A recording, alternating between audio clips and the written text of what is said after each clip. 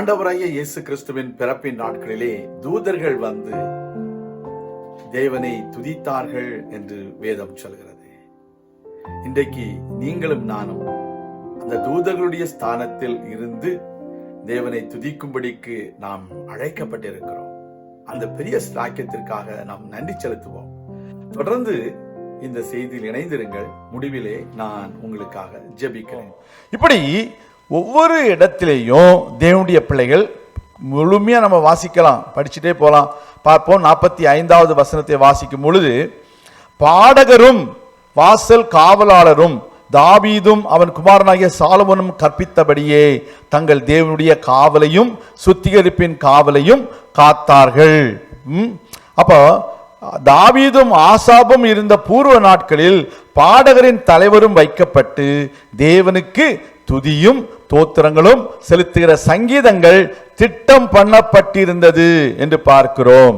இவைகள் எல்லாமே ஒரு சங்கீத சேவை இருந்ததாகவும் அதிலே சங்கீதத்தை முறையான விதத்தில் அவர்கள் பாடினார்கள். எப்படி? பாடகரின் தலைவர்கள் அப்படின்னு என்ன அர்த்தம்? என்ன அர்த்தம் பாருங்க. இங்கிலீஷ்ல வந்து சீஃப் ஆஃப் த சிங்கர்ஸ்னு போட்டிருக்குது. Chief of the singers. அப்போ பாடகர் குழுவிற்கு ஒரு தலைவர் இருந்திருக்கிறது நம்ம பார்க்கிறோம். இப்ப இது எல்லாமே வேதத்தின் அடிப்படையில் நம்ம செய்கிறோம். அதற்காக நான் கர்த்தருக்கு நன்றி செலுத்துகிறேன். இப்படி நம் ஒவ்வொரு இடத்திலையும் நம்ம தேவனை என்ன செய்ய வேண்டும்? துதித்து பாட வேண்டும். நான் போன வாரம் சொன்னேன் ஒரு வசனம், எபேசியர் நிருபம் 5ஆம் அதிகாரத்தில் 19வது வசனத்தை நம்ம போன வாரம் நம்ம தியானித்தோம்.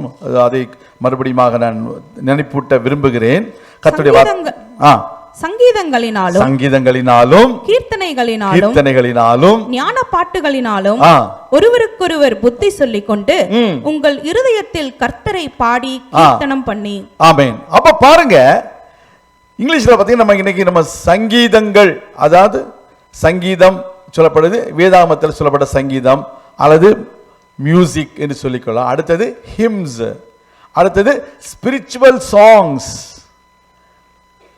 இந்த ஸ்பிரிச்சுவல் சாங்ஸ் பத்தி பழைய ஏற்பாட்டில் சொல்லப்பட்டிருக்குதா?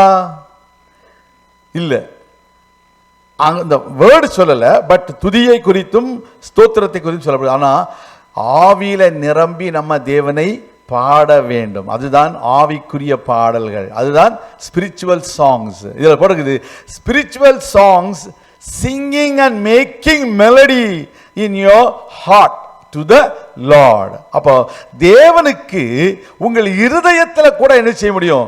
கர்த்தரை பாடி கீர்த்தனம் பண்ணி. அடுத்த வசனத்தை வாசிப்போம். நம்முடைய கர்த்தராகிய இயேசு கிறிஸ்துவின் நாமத்திலே எப்பொழுதும் எல்லாவற்றிற்காகவும் பிதாவாகிய தேவனை ஸ்தோத்தரித்து தெய்வ பயத்தோடே ஒருவருக்கு ஒருவர் கீழ்ப்படிந்திருங்கள். அப்படின்னா என்ன அர்த்தம்? தேவனை ஸ்தோத்தரித்து துதித்து பாடும் பொழுது கூட என்ன செய்யணும்? ஒருவருக்கு ஒருவர் நம்ம கீழ்ப்படிந்திருக்க வேண்டும். அப்படின்னா என்ன அர்த்தம்? அப்பதான் எல்லாமே ஆர்டரா நடக்கும். உதாரணமா இங்க இருந்து இன்னைக்கு கிட்டத்தட்ட எத்தனை பேர்? ஒரு 40 பேர் இருந்திருப்பாங்க. கர்த்தருக்கு ஸ்தோத்திரம். அவங்க எல்லாருமே ஒரு ஹார்மனிக்கு வரணும்னா என்ன செய்யணும்? ஒருவருக்கு ஒருவர் கீழ்ப்படிந்து போகணும். வரலையா? சொல்லுமே. ஆமேன். இந்த கிட்டாரிஸ்ட் பிரதர் போடுறாரு, அவர் என்ன கிட்டார் மாத்திரம் போடுறது, அவர் போடும்போது நானும் போடுவேன் அப்படின்னு இந்த யாராவது வயலினை வாசிச்சாங்கன்னு வச்சுக்கோங்க. சில சமயம் வைப்பாங்க, இருக்குன்னு இல்லை. அதுக்காக ஒரே டைமில் 2 இன்ஸ்ட்ருமெண்ட் போடக்கூடாதுன்னு சொல்லலை. ஆனால் எது உகந்தது, எது அருமையானது, எது நேர்த்தியானது, எது இனிமையானது என்பதை அறிந்து நம்ம செய்யும் பொழுது என்ன செய்யும்? ஒருத்தருக்கு ஒரு கீழ்ப்படிந்து செய்ய வேண்டியது அவசியமாக இருக்குது. அவர் என்னோட வயசு கம்மி தானே, அவர் மாத்திரம் போடுறாரு, நான் எவ்வளோ வயசான ஆள் அப்படின்னு நம்ம நினைக்க முடியுமா? என்ன சொல்லலை, வேறு யாராவது சொல்லிடுறேன் சொல்லுவான் அப்படி நினைப்பாங்க. நான் பாடுறதில் கிடையாது இல்லை, அதனால் நான் வயசானால் சொல்ல முடியாது. கர்த்தருக்கு ஸ்தோத்திரம். என்னன்னா, ஆனால் நான் ஒரு விதத்தில் பாருங்கள், நம்ம சகோதரன் டேனியல் அவர் இந்த பாடகர் குழு தலைவர்னு அவரை வச்சிருக்கிறோம் நம்ம. அது தமிழில் சொன்னால் தான் நல்லா இருக்குது நினைக்கிறேன். அதே சமயத்தில் அவர் எனக்கு எந்த வாரம் நீங்கள் லீட் பண்ணணும் பாஸ்டர் அப்படி சொல்கிறாரோ அன்றைக்கி தான் நான் லீட் பண்ண முடியும். ஒரு அழியா சொல்லுங்கள், தெரிஞ்சவங்கெல்லாம் ஒரு அழியா சொல்லுங்கள், புரிஞ்சவங்க ஒரு அழியா சொல்லுங்கள். பாஸ்டர் என்ன பாஸ்டர், நீங்கள் தான் பாஸ்டர், அவர் என்ன வர்ஷிப் லீடர் சொல்கிறதுக்கு நீங்கள் கேட்க வேண்டியது என்ன இருக்குது பாஸ்டர்? நீங்க உங்களுக்கு என்னைக்கு விருப்பமோ அன்னைக்கு பாடுங்க பாஸ்டர், எல்லாம் கூட சேர்த்து பாடுங்க பாஸ்டர். ஆஹா, அதுதான் தெய்வ பயத்தோட ஒருவருக்கொருவர் போட்டி போடுகிறது. போட்டிக்கு இல்ல, ஒருவருக்கொருவர் என்ன செய்ய வேண்டும்? கீழ்ப்படிந்து. ஏன்னா அதுக்காக நான் என்ன சொல்லுவேன்னா, நாம் இணைந்து இசைந்து செயல்பட வேண்டும். ஒரு இல்லையா சொல்லுவோம். அப்பதான் ஹார்மனி கரெக்டா வரும், அப்பதான் சிம்பனி கரெக்டா வரும். ஒரு இல்லையா சொல்லுங்க. சில வேளைகளில் நம்ம என்ன செய்யறோம்? தவறாக புரிந்து கொள்கிறோம். வேதம் சொல்கிறது விஷயம் இது புதிய ஏற்பாடுல சொல்லதை நான் சொல்றேன். சங்கீதங்களினாலும் கீர்த்தனைகளினாலும் ஞான பாட்டுகளினாலும் நம்ம தமிழ் ஆலயங்களில் சொல்லப்படுகிற வார்த்தைகள். அடுத்தது, ஒருவருக்கொருவர் புத்தி சொல்லி கொண்டு உங்கள் இருதயத்தில் கர்த்தரை கீர்த்தனம் பாடி கீர்த்தனம் பண்ணுங்க. எல்லாவற்றிலும் என்ன செய்யணும்? எப்பொழுதும் பிதாவாகிய தேவனை ஸ்தோத்தரித்து ஒருவருக்கொருவர் தெய்வ பயத்தோடே கீழ்ப்படிந்திருக்க வேண்டும். எப்பொழுதுமே பார்த்தீங்கன்னா, நம்ம முதல்ல தொடங்கினது தூதர்களை குறித்து தொடங்கணும். இன்றைக்கு தூதர்களை விட கர்த்தர் நம்மை என்ன செய்கிறார்? கொஞ்சம் சற்று குறைவாக நம்மை சிருஷ்டித்திருக்கிறார் என்று வேதம் சொல்கிறது. நம்ம அதை பிறகு பார்க்கலாம். இப்போ தூதர்கள் கூட பார்த்தீங்கன்னா ஒவ்வொரு முறை இருக்கிறது. அவங்களுக்குள்ள ஒரு அடிப்படையான சில முறைமைகள் இருக்கின்றது. அதாவது ஹைரார்கி, அமைப்பு. முதல் அமைப்பு, இரண்டாவது அமைப்பு, மூன்றாவது அமைப்பு. The first hierarchy, second hierarchy, third hierarchy. அப்ப இந்த ஃபர்ஸ்ட் ஹைரார்கியில யாரெல்லாம் இருக்காங்க அப்படின்னு நீங்க கேட்டீங்கன்னா, வேதாகமத்தில் சொல்லப்படுகிறதான சேராபீன்கள், கேருபீன்கள், அப்புறம் சிங்காசனம். என்னது இங்கிலீஷ்ல பார்த்தீங்கன்னா செராஃபிம், செருபீம் அண்ட் த்ரோன்ஸ். இதுதான் ஃபர்ஸ்ட் ஹைரார்கியில இருக்குது. இது நான் சொந்தமாக பாஸ்டர் புதுசாக பண்ணல, நானும் கற்றுட்டு தான் படிக்கிறனால பாஸ்டர் காப்பி அடிக்க கிடையாது. இது நான் ஒன்று ஆராய்ச்சி செய்து கண்டுபிடிக்கலை. இது 13ஆம் நூற்றாண்டில் தாமஸ் அக்வீனாஸ் என்றதான ஒரு தெய்வ மனிதன் அவருடைய வெளிப்பாடுகளை குறித்து அவர் சும்மா தியாலஜிக்கா என்றதான ஒரு கட்டுரையில் இதெல்லாம் எழுதியிருக்கிறார். அந்த இதில் தான் இந்த சும்மா தியாலஜிக்கால என்ன, சும்மா தியாலஜிக்கா இது லாட்டின் வேர்டு. நல்லா என்னடா சும்மா அவருக்கு சும்மா தியாலஜிக்காக எழுதியிருக்கிறார் போலுக்கு அப்படின்னு இது லாட்டின் வேர்டு நான் சொல்கிறேன். ஓகே, சும்மா கம்லாடே உங்களுக்கு தெரியுமா? கம்லாடே, மேக்னா கம்லாடே, சும்மா கம்லாடே தெரியுமா? தெரியாதுல்ல. அது அமெரிக்காவில் காலேஜுக்கு போனால் அதெல்லாம் தெரியும். ஸ்தோத்திரம், கத்தருக்கு ஸ்தோத்திரம். நம்ம கத்தர் நல்லவர். ஸோ அப்போ பாருங்க, அப்போ இந்த ஃபர்ஸ்ட் ஹைரார்கியில் யாரெல்லாம் வராங்க? சேருபீன்கள், சரி இல்லை தமிழில் சரி, சேரஃபிம்ஸ், செருபீம்ஸ் அண்ட் த்ரோன்ஸ். அதாவது சேராபீன்கள், கேருபீன்கள், அல்லது அடுத்ததா என்னது? சிம்மாசனம். இரண்டாவது ஹைரார்கியில என்ன வருது? டொமினியன், ஆளுகை, வர்ச்சுஸ் அண்ட் பவர்ஸ். இதெல்லாம் எங்க இருக்கு அப்படின்னு கேட்டீங்கன்னா, தமிழ்ல இருக்கா பாஸ்டர்? இருக்கு. வாசிப்போம். எபேசியருக்கு நிருபம் 1ஆவது அதிகாரம் 20-21 வசனங்களை வாசிக்கும் பொழுது அதை நீங்க வாசிப்போமே. Ephesians chapter 1 verse 20 and 21. எல்லா துரைத்தனத்துக்கும், அதிகாரத்துக்கும், வல்லமைக்கும், கர்த்தத்துவத்துக்கும் இம்மையில் மாத்திரமல்ல மறுமையிலும் பேர் பெற்றிருக்கும் எல்லா நாமத்துக்கும் மேலாய் அவர் உயர்ந்திருக்கத்தக்கதாக. போதும்மா. இது இங்கிலீஷ்ல நீங்க சரியான வேர்ஸ் எடுக்கல. அது கொஞ்சம் பெரிய வேர்ஸ் ஆனதுனால அது கொஞ்சம் மாத்தி போட்டிருக்கோம். எல்லா துரைத்தனத்திற்கும், அதிகாரத்திற்கும், வல்லமைக்கும், கர்த்தத்துவத்திற்கும் அப்படின்னு வாசிக்கிறோம். இந்த 4 காரியங்களை நம்ம பார்க்கிறோம். முதலாவது என்னது? துரைத்தனம். அடுத்தது அதிகாரம், ஆமென். அடுத்தது வல்லமை அல்லது கர்த்தத்துவம். இந்த 4ம் ஒரு ஹைரார்கியை குறிக்கிறது, ஒரு அமைப்பை குறிக்கிறது. இதில் தான் இந்த டொமினியன், அந்த இங்கிலீஷ் வேர்ஸ் கொஞ்சம் பார்த்து கொஞ்சம் போடுங்க தம்பி. And dominion, virtues and powers. அதுதான் அதிகாரம் என்பது எதை குறிக்கிறது? வல்லமை என்பது பவரை குறி, அதிகாரம் என்பது authorities. Thank you so much. Okay, principalities அதான் என்னது? முதலாவது துரைத்தனம் எதை குறிக்கிறது? பிரின்சிபாலிட்டிஸ். இரண்டாவது என்னது? பவர். அதுதான் என்னது? நம்முடைய தமிழ் வேதாகமத்தில் வாசிக்கும் பொழுது அதிகாரம். மூணாவது வல்லமை, அதுதான் மைட். நாலாவது டொமினியன். இதுதான் இந்த செகண்ட் ஹைரார்க்கில நம்ம பார்க்கிறோம். சில வார்த்தைகளை வர டொமினியனை பார்க்கிறோம், வெர்ச்சுஸ் அண்ட் பவர்ஸை பார்க்கிறோம். தேர்ட் ஹைரார்க்கி, மூன்றாவது அமைப்பில் என்ன வருது? Principalities, archangels and angels. இந்த மூன்று பேரும் தேர்ட் ஹைரார்க்கிஸ்ல வராங்க. அப்ப இந்த மூன்று விதமான ஏஞ்சலிக் ஹைரார்க்கிஸ் ஆர் மென்ஷன்ட் இன் த சும்மா தியாலஜிகா, அதில் சொல்லப்பட்டிருக்குது. அதை என்னவென்று சொன்னா, ஒவ்வொரு தூதனுக்கும் ஒவ்வொரு பணிவிடை கொடுக்கப்படுகிறது, ஒரு பணியை கொடுக்கப்படுகிறது. அப்போ இது போக ஆர்க்ஏஞ்சல் அப்படின்னு வாசிக்கிறோம். இவங்களுக்கெல்லாம் பெரிய ஒரு ஆர்க்ஏஞ்சல் இருக்கிறாங்க. உங்களுக்கு தெரியும், அதெல்லாம் ஆர்க்ஏஞ்சல்ல குறிப்பாக சொல்லப்போனா மிகாவேல தான் சொல்லுவாங்க. ஆனால் அந்த மிகாவேல் தேவனை நம்ம தேவனை மாத்திரம் தேவனுடைய பிள்ளைகளுக்காக யுத்தம் பண்ணுகிறதான அந்த தேவதூதர்கள் கூட்டத்திற்கு தலைவன் மிகாவேல். தேவனுடைய பிள்ளைகளுக்கும் செய்தியை கொண்டு வருவதற்குரிய தேவதூதர்கள் கூட்டத்திற்குரிய தலைமைத்துவத்தை யாரு கொடுத்திருக்காங்க? யாரு கொடுத்தாங்க?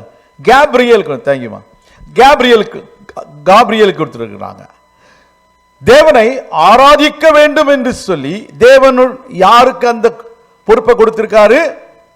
யாரு கொடுத்திருக்காரு? நமக்கு கொடுத்திருக்காரு. வரலையா சொல்லுங்க.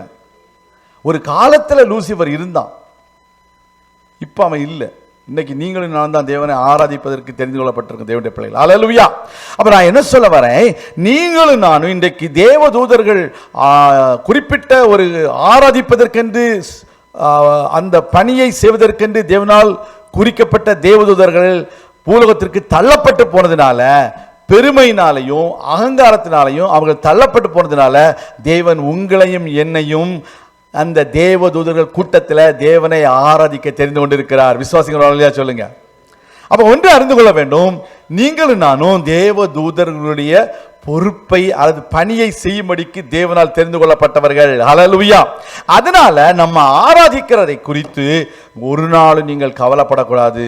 இங்க இருக்கிற ஸ்டேஜில் இருக்கிற மியூசிஷியன்ஸ், கொயர் மாத்திரம் இல்லை, இங்க இருக்கிற எல்லா தேவனுடைய பிள்ளைகளும் தேவனை ஆராதிப்பதற்கென்று தெரிந்து கொள்ளப்பட்டவர்கள். ஹல்லேலூயா. இந்த ஜனத்தை எனக்கென்று ஏற்படுத்தினேன், இவர்கள் என் துதியை சொல்லி வருவார்கள். யாரு? நீங்களும் நானும் தான். அதனால அது அந்த ஏஞ்சல் கொடுத்தது, இந்த ஏஞ்சல் கொடுத்தது இல்லை. இன்னைக்கு நம்ம தான் எல்லாம் தேவனால் தெரிந்து கொள்ளப்பட்ட தேவனுடைய பிள்ளைகள் என்பதை மறந்து விடக்கூடாது. விசுவாசிக்கிற வரையில சொல்லுங்க. அதோடைய பிள்ளைகளே, அப்ப இன்றைக்கு நான் என்ன சொல்ல வருகிறேன், இதெல்லாம் தேவனுடைய வார்த்தையில் சொல்லப்பட்டதை செய்து கொண்டிருக்கிறோம். ஆமென். வார்த்தையில் சொல்லப்படாததை செய்யவில்லை. நாம் கொலோசியருக்கு நிருபம் 1வது அதிகாரத்தை வாசிக்கும் பொழுது, Colossians chapter 1 verse 16, ஏனென்றால் அவருக்குள் சகலமும் சிருஷ்டிக்கப்பட்டது. அவருக்குள் சகலமும் சிருஷ்டிக்கப்பட்டது. பரலோகத்தில் உள்ளவைகளும் பூலோகத்தில் உள்ளவைகளும் காணப்படுகிறவைகளும் காணப்படாதவைகளுமான சகல வஸ்துக்களும் சிங்காசனங்களாலும் கர்த்தத்துவங்களாலும் துரைத்தனங்களாலும் அதிகாரங்களாலும் சகலமும் அவரை கொண்டும் அவருக்கென்றும் சிருஷ்டிக்கப்பட்டது. அல்லேலூயா. எல்லாம் அவருக்கென்று அவரை கொண்டு சிருஷ்டிக்கப்பட்டது. அல்லேலூயா. எல்லாம் என்று சொல்ல மேல என்ன சொல்றது? காணப்படுகிறவைகளும் காணப்படாதவைகளுமான சகல வஸ்துகள். நம்ம காணப்படாத வஸ்துகளை பத்தி பேசிட்டு இருக்கிறோம். யாரு? தூதர்களை நம்ம காண்கிறோமா டே டு டே லைஃப்ல? இல்ல. அதுல பாருங்க, இதுல என்ன சொல்லப்படுது பாருங்க. இங்கிலீஷ்ல நான் முதல்ல சொன்னேன், ஃபர்ஸ்ட் ஹைரார்க்கில சேராஃபிம், சேருபீம் அண்ட் த்ரோன்ஸ் சிங்காசனம் என்று சொன்ன. இதுல போட்டிருக்கதா சகல வஸ்துகளும். முதல்ல என்னது? சிங்காசனங்களானாலும். ஆமென். இங்கிலீஷ்ல வெதர் த்ரோன்ஸ். அடுத்தது டொமினியன்ஸ். நான் ரெண்டாவது செகண்ட் ஹைரார்க்கில முதல் சொன்ன என்ன சொன்னேன்? டொமினியன்ஸ். இதுல சொல்லப்பட்டிருக்கு பாத்தீங்களா? கர்த்தத்துவங்கள். மூன்றாவது தேர்ட் ஹைரார்க்கில ஃபர்ஸ்ட் என்னது? பிரின்சிபாலிட்டிஸ். அதுதான் என்னது? துரைத்தனங்கள். அடுத்தது அதிகாரங்களும். அப்படி. அப்ப எல்லாமே தேவனுடைய வார்த்தையில் சொல்லப்பட்ட காரியங்களை தான் அந்த தாமஸ் அக்வீனஸ் என்றதான தேவனுடைய ஊழியக்காரரா சொல்லலாம், அல்லது வேத வல்லுனர் என்று சொல்லலாம், அவர் கண்டுபிடித்து இதை எழுதி வைத்திருக்கிறதை நம்ம பார்க்கிறோம். அப்ப இவர்கள் எல்லாம் தேவனுக்கு, அது ஆண்டவராகிய இயேசு கிறிஸ்துவுக்காக, அவர் மூலமாக, அவருக்கென்று சிருஷ்டிக்கப்பட்டது. ஹல்லேலூயா. அப்போ இப்படிப்பட்டதான ஒரு முறைமையை தான் நம்ம சபைகளில் கூட வைக்கிறோம். முதல் அமைப்பு, இரண்டாவது அமைப்பு, மூன்றாவது அமைப்பு என்று சொல்லி. அப்ப இந்த சேராபிம் அல்லது சேருபீம் இவங்களெல்லாம் பத்தி எங்க படிக்கிறோம் அப்படின்னு பாத்தீங்கன்னா, ஏசாயாவின் புத்தகம் 6ஆம் அதிகாரம். இது நான் ஏற்கனவே ஒரு மெசேஜ் நான் ஏஞ்சலாலஜி இங்க சொல்லியிருக்கிறேன். ஏப்ரல் மாதம் 14ஆம் தேதி அந்த வீடியோ வேலை செய்யலை. இன்னைக்குள்ள வீடியோ வேலை செய்யுதான்னு தெரியல. அன்றைக்கு அந்த வீடியோ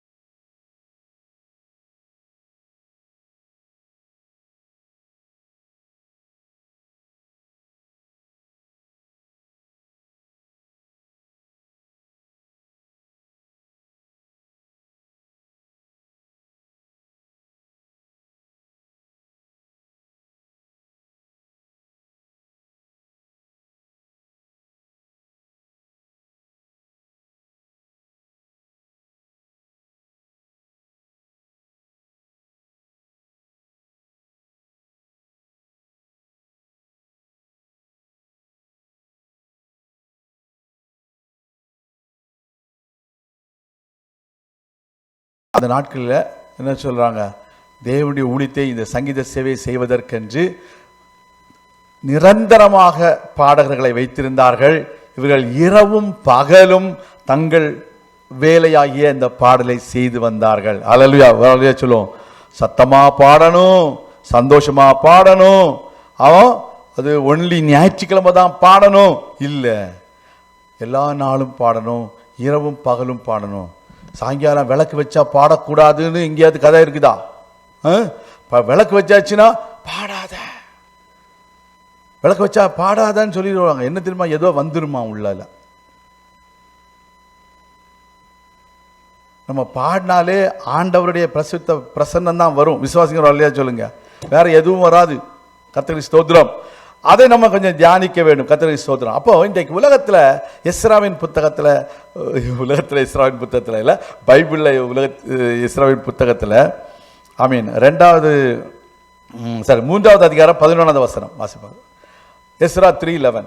கர்த்தர் நல்லவர், இஸ்ரவேலின் மேல் அவருடைய கிருபை என்றும் உள்ளது என்று அவரை புகழ்ந்து துதிக்கையில் மாறி மாறி பாடினார்கள். எப்படி பாடினாங்க? மாறி மாறி பாடினாங்க, டோன் எடுத்து பாடினாங்க. அல்லேலூயா. மாறி மாறி வாசிக்கிற சங்கீதம் அப்படின்னு வாசிக்கும் பொழுது முதல் வசனத்தை ஒருத்தங்க வாசிக்கிறாங்க, ரெண்டாவது வசனத்தை சபையார் வாசிக்கிறாங்க, அல்லது 2 பேர் வாசிக்கிறோம் வச்சுக்கிறோம். உதாரணம் அப்படின்னா என்ன அர்த்தம்? பாடல் பாடும்பொழுது we can take parts, we can sing parts also. Hallelujah. Amen. மாறி மாறி பாடினார்கள். கர்த்தருக்கு ஸ்தோத்திரம். அடுத்தது கடைசி சொல்லப்படுது, கர்த்தரை துதிக்கையில் ஜனங்கள் எல்லாரும் கர்த்தருடைய ஆலயத்தின் அஸ்திபாரம் போடப்படுகிறது நிமித்தம் மகா கம்பீரமாய் ஆரவரித்தார்கள். மகா கம்பீரமாய் ஆரவரித்தார்கள் என்று பார்க்கிறோம். மகா கம்பீரமாய் ஆரவரிக்கிற ஒரு கூட்டம் இருந்தது. கர்த்தருக்கு ஸ்தோத்திரம். கர்த்தருடைய பிள்ளைகளே, இவைகள் எல்லாம் சபையில இருந்தது, அது இன்றைக்கும் இருக்க வேண்டும். கர்த்தருக்கு ஸ்தோத்திரம். விசுவாசிகள் சொல்லுங்க. அப்ப இன்றைக்கு நம்முடைய வாழ்க்கையில அநேக வேளைகளில நமக்கே தோன்றுகிறதை நம்ம என்ன செய்ய முடியாது? சட்டமாக்க முடியாது. வேதத்தில் சொல்லப்பட்டதை நாம் எப்பொழுதுமே நம்முடைய வாழ்க்கையில் நடைமுறைப்படுத்துவதற்கு நாம் முயற்சி பண்ண வேண்டும். அதற்காக நாம் எடுக்கிற முயற்சிகளை கர்த்தர் ஆசீர்வதிப்பாராக. கர்த்தருடைய நாமம் மகிமைப்படுவது. நாம் கண்களை மூடி ஜெபிக்கலாம். நிறைய பேசலாம். கர்த்தருக்கு ஸ்தோத்திரம். ஆனால் நமக்கு நேரம் முடிந்து விட்டதுனால நம்ம நேரடியாக நாம் ஜெபித்து நம் காணிக்கைக்காக கடச்சொல்வோம். ஸ்தோத்திரம். எல்லாரும் எழுந்து நின்று கர்த்தருக்கு நன்றி செலுத்துவோமா? எல்லாரும் ஆண்டவரே, இந்த அருமையான வேளையில நீர் உம்முடைய வார்த்தையில் சொல்லப்பட்ட காரியங்களை அந்த க்ஷணமே பரமசேனையின் திரள் வந்து தேவனை துதித்தார்கள் என்று வேதம் சொல்கிறது. இன்றைக்கு உம்மை துதிக்கும்படிக்கு நீர் எங்களை தெரிந்து கொண்டீர். நாங்கள் அப்படிப்பட்டதான ஒரு சிலாக்கியத்தை பெற்ற தேவனுடைய பிள்ளைகள். உம்முடைய நாமத்தை துதிக்கும் பாடல்களை பாடி துதித்து உம்முடைய நாமத்தை மகிமைப்படுத்த எங்களுக்கு கிருபை செய்த தயவிற்காக ஸ்தோத்திரம். நாங்கள் இந்த நாட்களில் உம்முடைய வார்த்தையை சரியான முறையிலே பகுத்து அறிந்து அதை எங்கள் வாழ்க்கையில் நடைமுறைப்படுத்த எங்களுக்கு கிருபை தாரும். எல்லா தடைகளையும் மாற்றி போடும். உடைய பிள்ளைகள் வாழ்க்கையில பெரிய காரியங்களை செய்து உடைய நாமத்தை மகிமைப்படுத்தும். சர்வ சிருஷ்டிக்கும் எஜமான நீரே, சர்வ சிருஷ்டியை காப்பவர் நீரே, எங்கள் இதயத்தில் என்றும் போற்றிடுவோம், என்றென்றும் பணிந்து தொழுவோம். சர்வ சிருஷ்டிக்கும் எஜமான நீரே, சர்வ சிருஷ்டியை காப்பவர் நீரே, எங்கள் இதயத்தில் உம்மை போற்றிடுவோம், என்றென்றும் பணிந்து தொழுவோம். எல்லாரும் சேர்ந்து ஹல்லேலூயா, ஹல்லேலூயா,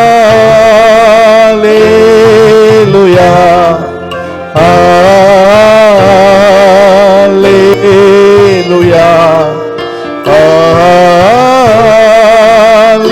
ஹல்லேலூயா, ஹல்லேலூயா,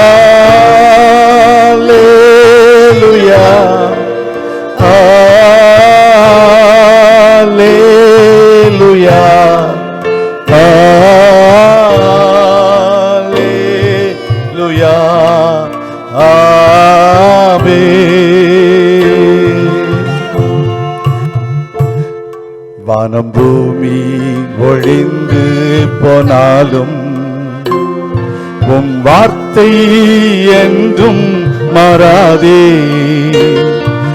வாழ்க்கை அழிந்து மறைந்து போம், விசுவாசி என்றென்றும் நிலைப்பான். வானம் பூமி ஒழிந்து போனாலும் உம் வார்த்தை என்றும் மாறாதே. வாழ்க்கை அழிந்து மறைந்து போம், விசுவாசி என்றென்றும் நிலைப்பான்.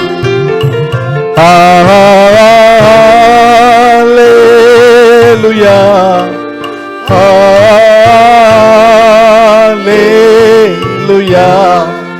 ஹல்லேலூயா,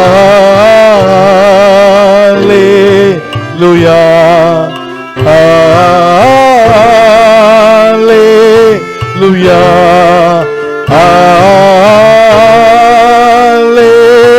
ஹல்லேலூயா,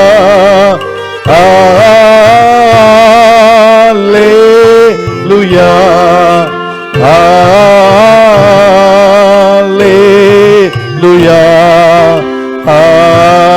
ஆமென். பிதாவே, நீரே சர்வ வல்லமையுள்ள தேவன். துரைத்தனமானாலும் அதிகாரமானாலும் சிங்காசனமானாலும் எல்லாம் உமக்கென்று உம்மாலே சிருஷ்டிக்கப்பட்டது. நீரே தேவன், உம்மையே துதிக்கிறோம். சர்வ வல்லமையுள்ள தேவனே, சர்வ வல்லமையுள்ள பிதாவே, ஒருவரும் சேரக்கூடாத ஒளியில் வாசம் பண்ணுகிற தெய்வமே, நீர் எங்களை உமக்கென்று தெரிந்து கொண்டீர். உம்மை துதிக்கும்படி தெரிந்து கொண்டீர். எங்களை ஒரு பரிசுத்த சந்ததியாக பரிசுத்த ஜாதியாக எங்களை அழைத்தீர். உமக்கு ஸ்தோத்திரம். உம்முடைய பிள்ளைகளை மேன்மேலும் ஆசீர்வதியும், உம்முடைய நாமத்தை மகிமைப்படுத்தும். தாழ்த்தி ஒப்புக் கொடுக்கிறோம் இயேசு கிறிஸ்துவின் நாமத்தில் நல்ல பிதாவே, ஆமேன், ஆமேன். அருமையான தேவனுடைய பிள்ளைகளே, நீங்கள் இந்த செய்தியை கேட்டீர்கள்.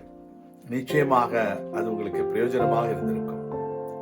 நாம் எப்படி பாடல்களை பாட வேண்டும், ஒருவருக்கொருவர் புத்தி சொல்ல வேண்டும், ஒருவருக்கொருவர் நாம் தேவனை மகிமைப்படுத்தி தேவனுடைய நாமத்தை உயர்த்த வேண்டும் என்று சொல்லி தேவனுடைய வார்த்தையின் அடிப்படையில் நாம் தியானிக்க கர்த்தர் நமக்கு உதவி செய்தார். நிச்சயமாக இந்த செய்தி உங்களுக்கு பிரயோஜனமாக இருந்திருக்கும் என்று கர்த்தருக்குள் நம்புகிறேன். கர்த்தர் உங்களை ஆசீர்வதிப்பாராக. நான் உங்களுக்காக ஜெபிக்கிறேன்.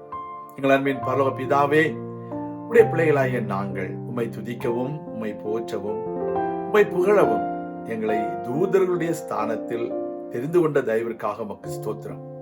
இந்த ஜனத்தை நான் எனக்காக ஏற்படுத்தினேன், அவர்கள் என் துதியை சொல்லி வருவார்கள் என்ற வார்த்தையின்படியே கர்த்தர் இந்த செய்தியை ஆசீர்வதித்தரலும். இதன் மூலமாக அநேகர் ஆசீர்வதிக்கப்பட நாங்கள் ஜெபிக்கிறோம். தாழ்த்தி ஒப்புக் கொடுக்கிறோம். எல்லா நன்மைகளாலும் திருப்திப்படுத்தும், தீமைகளுக்கு விலக்கி காத்துக்கொள்ளும். இயேசு கிறிஸ்துவின் நாமத்தில் ஜெபிக்கிறோம் எங்கள் நல்ல பிதாவே, ஆமேன். கர்த்தர் தாமே உங்களை ஆசீர்வதிப்பாராக. ஆமேன்.